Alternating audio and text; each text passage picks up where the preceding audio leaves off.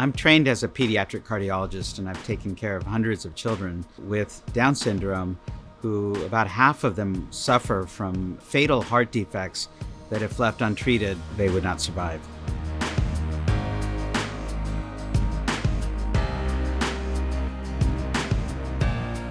Down syndrome is a developmental disorder that's characterized by several different physical and intellectual disabilities. Most people typically have 2 copies of each chromosome, one from mom and one from dad. And individuals with Down syndrome have an extra copy of chromosome 21.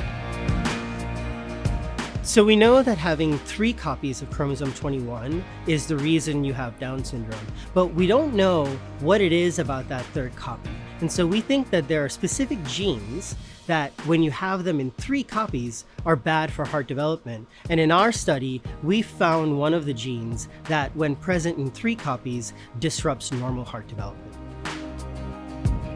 So when that gene is present at too high a level, we found that it alters the shape of the heart and leads to these holes in the heart like children with Down syndrome experience.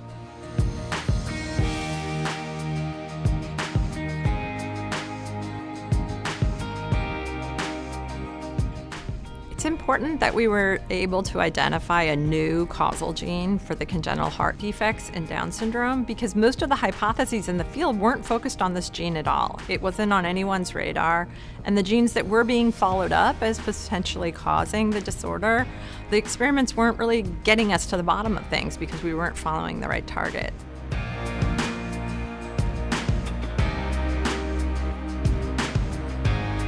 One of the reasons why I'm so excited by this study is that it really shows that we have a lot of the tools that we need now to try and disentangle and ask questions about really complex diseases.